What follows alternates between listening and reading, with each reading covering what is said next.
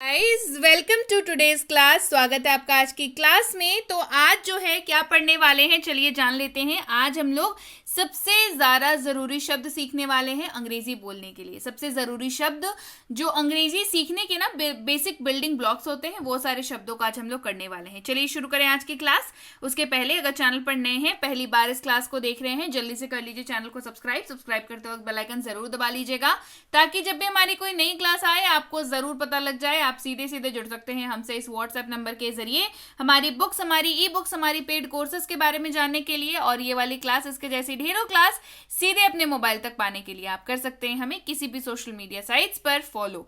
तो चलिए भाई शुरू कर लेते हैं आज की क्लास। सबसे पहला जो शब्द है उसका मतलब क्या है, पहले तो मैं बता दूं कि हिंदी में जब आपको ये शब्द दिखे, यानी कि है जो शब्द है हिंदी में आपको दिखे, तो उस वाक्य में जो है आपको इज का इस्तेमाल करना है जब आप उसका अनुवाद कर रहे हो तब।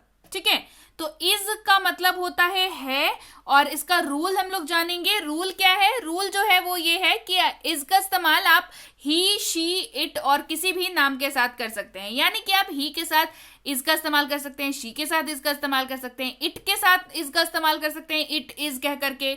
और कोई भी नाम हो, रीमा, सीता, गीता, मोहन, रमेश, आसिफ, कोई भी नाम हो, आप इसका इस्तेमाल कर सकते हैं। चलिए इस्तेमाल इसका देखते हैं तो बेहतर और समझ आएगा हमें। वह एक डॉक्टर है, दिख गया आपको है हिंदी वाक्य में जो मैं बता रही हूं, उसको ध्यान से देखिए। है दिखा आपको हिंदी वाक्य में, अंग्रेजी वाक्य में इज दिख गया। ही इज अ डॉक्टर, वह एक डॉक्टर है, ही इज अ डॉक्टर। अब हिंदी वाले वाक्य में फिर से है ढूंढिए। वह पढ़ रहा है, वह पढ़ रहा है, ही इज रीडिंग, वह पढ़ रहा है, ही इज रीडिंग। बढ़ते हैं आगे। अगला शब्द है हमारे पास ए एम, इसको पढ़ते हैं एम। क्या पढ़ते हैं इसको? इसको पढ़ते हैं एम। और इसका मतलब क्या होता है? इसका मतलब होता है हूं। क्या मतलब होता है इसका? इसका मतलब होता है हूं। और इसका इस्तेमाल जो है आप सिर्फ और सिर्फ आई के साथ करेंगे। किसके साथ करेंगे भाई? इसका इस्तेमाल जो है वो आप आई के साथ करेंगे। चलिए इस्तेमाल देखते हैं। अब हिंदी वाक्य में हूं ढूंढना है हमें। ढूंढिए। मैं रोहन हूं, आई एम रोहन। हिंदी वाक्य में दिख गया हूं, और इंग्लिश वाक्य में दिख गया एम। मैं रोहन हूं, आई एम रोहन। मैं रोहन हूं, आई एम रोहन।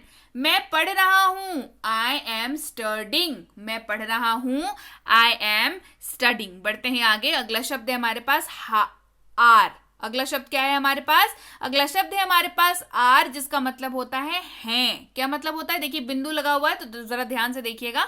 हैं इसका मतलब होता है। इस्तेमाल वी, यू और दे के साथ होगा, यानी कि we are, they are, you are, ऐसे इसका इस्तेमाल होगा। ठीक है, चलिए इस्तेमाल देखते हैं इसका। हम लोग यहाँ हैं, वी आर हियर। हम लोग यहाँ हैं, वी आर हियर। हम लोग पढ़ाई कर रहे हैं, वी आर स्टडिंग। हम लोग पढ़ाई कर रहे हैं, वी आर स्टडिंग। बढ़ते हैं आगे। अगला शब्द है हमारे पास वॉज, WAS पढ़ते हैं इसको, वॉज, जिसका अर्थ होता है था, थे, थी। यानी कि आपको अगर किसी भी हिंदी वाक्य के अंत में था, थे, थी दिख जाए, तो उस वाक्य में जो है वॉज का अंग्रेजी जब इसका अनुवाद होगा तो उसमें वॉज का इस्तेमाल आपको दिखेगा। अच्छी बात यह है कि इसके साथ जो है आप आई, ही, शी, इट और किसी भी नाम के साथ वॉज का इस्तेमाल कर सकते हैं। I was, he was, she was, it was, कोई भी नाम ले लीजिए, नाम के साथ वॉज ही लगेगा। ठीक है, यहां तक बता दिया, रूल बता दिया। चलिए इस्तेमाल बताती हूँ। मैं एक लेखक था, आई वॉज अ राइटर। मैं एक लेखक था, आई वॉज अ राइटर। मैं लिख रहा था, आई वॉज राइटिंग। मैं लिख रहा था, आई वॉज राइटिंग। बढ़ते हैं आगे। और अगला है हमारे पास वर।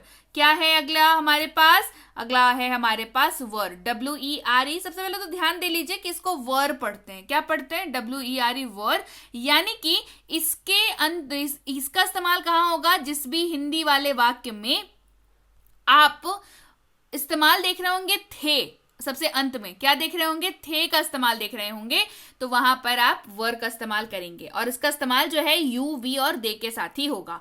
यानी कि यू वर, वी वर, दे वर, ऐसे इसका इस्तेमाल करेंगे। चलिए, हम खेल रहे थे, वी वर प्लेइंग। हम खेल रहे थे, वी वर प्लेइंग।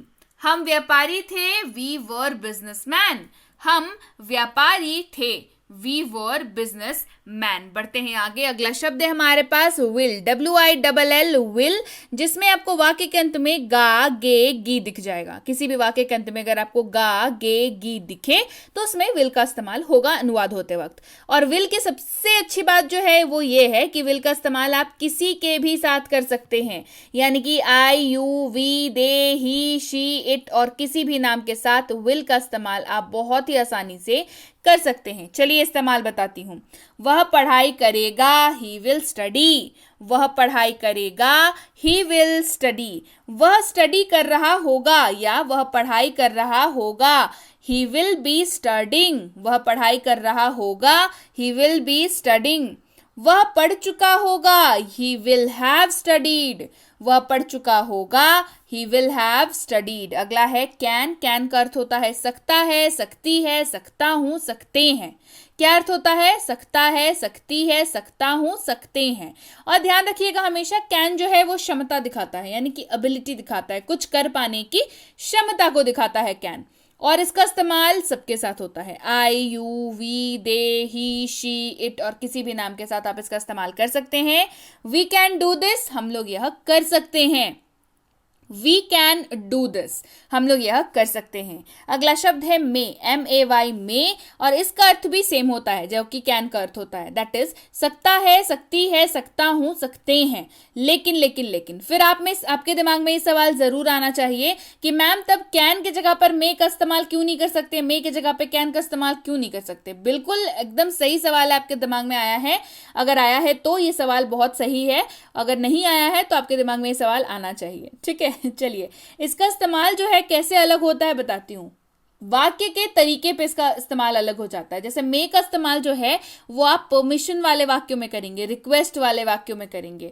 इस्तेमाल इसका भी सबके साथ कर सकते हैं, I, you, we, they, he, she, it और किसी भी नाम के साथ इसका इस्तेमाल भी कर सकते हैं। जैसे कि इसका एग्जाम्पल देखिए तो आपको और थोड़ी क्लैरिटी हो जाएगी। क्या मैं आपकी मदद कर सकता हूं? मे आई हेल्प यू। आप यहाँ पे क्या कर रहे हैं? आप परमिशन मांग रहे हैं किसी की मदद करने के लिए। आप उन्हीं से अनुमति मांग रहे हैं कि क्या मैं आपकी मदद कर सकता हूँ? मे आई हेल्प यू, क्या मैं आपकी मदद कर सकता हूँ? मे आई हेल्प यू। तो यहाँ पे आप कैन का इस्तेमाल नहीं करेंगे, है ना। कैन आई हेल्प यू ये आप नहीं बोलेंगे यहाँ पे। क्यों? क्योंकि ये जो है ये एक रिक्वेस्ट वाला वाक्य है, परमिशन वाला वाक्य है, तो यहाँ पर मे का इस्तेमाल ही होगा।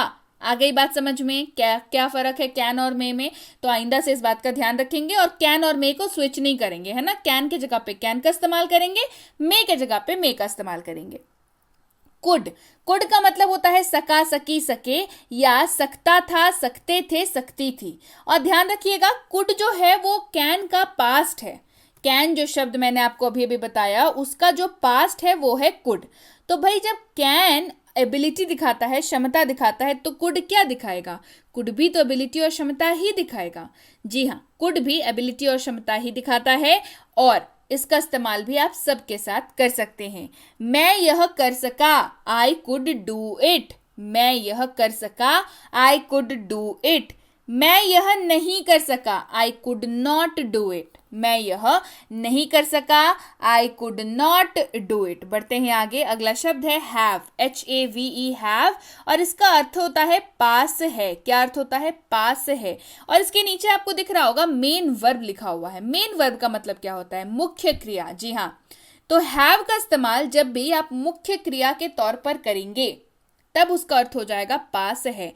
क्यों भाई? क्योंकि हैव का इस्तेमाल दो तरीकों से होता है, मुख्य क्रिया के तरीके से भी होता है और सहायक क्रिया के तरीके से भी होता है। जी हाँ, तो मुख्य क्रिया में जब भी आप हैव का इस्तेमाल करेंगे उसका अर्थ हो जाएगा पास है। और इसका इस्तेमाल आप आई, यू, वी और दे के साथ ही करेंगे। इस्तेमाल देखिए, मेरे पास एक बुक है, आई हैव अ बुक। मेरे पास एक बुक है, आई हैव अ बुक।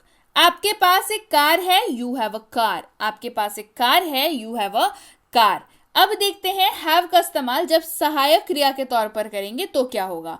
यहां पर सीधे सीधे शाब्दिक अर्थ आपको नहीं मिलेगा, लेकिन इस्तेमाल का जो रूल है वो यहां पे भी सेम रहेगा, that is I, you, we और दे के साथ ही इसका इस्तेमाल होगा। आप पढ़ाई कर चुके हैं, यू हैव स्टडीड। आप पढ़ाई कर चुके हैं, यू हैव स्टडीड। बढ़ते हैं आगे, अगला है हैज, HAS हैज, जिसका मतलब होता है पास है। और यहाँ पे भी आपको नीचे दिख रहा होगा मेन वर्ब लिखा हुआ है, तो समझिए यहाँ पर हैव और हैज का अर्थ जो है वो दोनों सेम होता है, पास है। दोनों का इस्तेमाल मेन वर्ब हेल्पिंग वर्ब दोनों के तरीके से होता है, लेकिन इस्तेमाल के रूल में फर्क आ जाता है। हैज का इस्तेमाल आप ही, शी, इट और किसी भी नाम के साथ ही करेंगे। हैव का इस्तेमाल आप आई, यू, वी, दे के साथ करेंगे। तो इस्तेमाल में ना बहुत बड़ा फर्क है, इसीलिए हैव और हैज दोनों अलग अलग शब्दों में रखा गया है। उसके पास एक कार है, ही हैज अ कार। उसके पास एक कार है, he has a car. Rohan के पास एक किताब है, Rohan has a book. Rohan के पास एक किताब है, रोहन हैज अ बुक। अब देखते हैं हैज का इस्तेमाल जब आप हेल्पिंग वर्ब यानी कि सहायक क्रिया के तौर पर करें तो क्या होगा। अगेन से शाब्दिक अर्थ सीधे सीधे आपको यहाँ पे कुछ नहीं दिखेगा, और इसका इस्तेमाल यहाँ पे भी सेम रहेगा, ही, शी, इट और किसी भी नाम के साथ ही होगा। उसने पढ़ाई कर ली है, ही हैज स्टडीड। उसने पढ़ाई कर ली है, ही हैज स्टडीड। आगे बढ़ते हैं, अगला शब्द है हैड, HAD हैड। इसका अर्थ होता है पास था। इसका इस्तेमाल भी दो तरीकों से होता है, मेन वर्ब और हेल्पिंग वर्ब दोनों तरीकों से इसका इस्तेमाल होता है, ठीक है। जब मेन वर्ब के तौर पर इस्तेमाल हो तो पास था इस तरीके से इस्तेमाल होगा। वाक्य में क्या दिखेगा, पास था, ये दिखेगा वाक्य में। और हैड की सबसे अच्छी बात यह है कि सबके साथ इस्तेमाल होता है, I, you, we, they, he, she, it और किसी भी नाम के साथ आप इसका इस्तेमाल आराम से कर सकते हैं।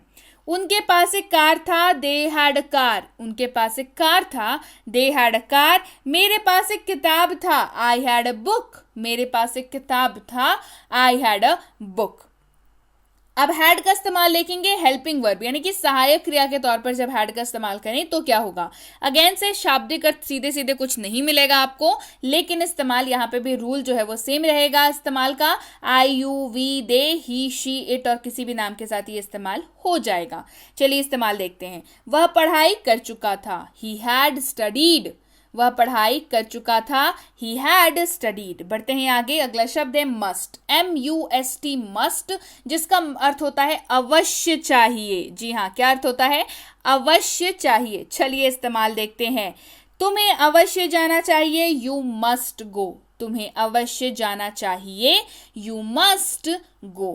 क्लियर हो गई बात। तो ये थी आज की क्लास, और इस क्लास को आपको अवश्य लाइक कर देना चाहिए, है ना। You must like this class. तो चलिए जल्दी से क्लास को लाइक कर दीजिए, शेयर कर दीजिए। नहीं किया चैनल को सब्सक्राइब तो भाई जल्दी से चैनल को सब्सक्राइब कर लीजिए, और कमेंट करके मुझे बताइए कि ऐसी क्लासेस आपको कैसी लगती हैं। अच्छी लगती हैं ऐसी क्लासेस और आएंगी। कॉन्सेप्चुअल क्लासेस हैं आपके अंग्रेजी के बिल्डिंग ब्लॉक्स में, बहुत बहुत बहुत ज़्यादा इंपॉर्टेंट ये क्लासेस होने वाली हैं। तो अंग्रेजी सीखने को लेकर के अगर सीरियस हैं तो इन क्लासेस को लाइक करिए, मुझे कमेंट करके बताइए कि मैम क्लास बहुत अच्छी लगी है। तो ऐसी क्लासेस मैं और आपके लिए लाती रहूंगी और आपको सिखाती रहूंगी। So yes guys, that's it for today. So stay connected, see you in the next class. Thank you.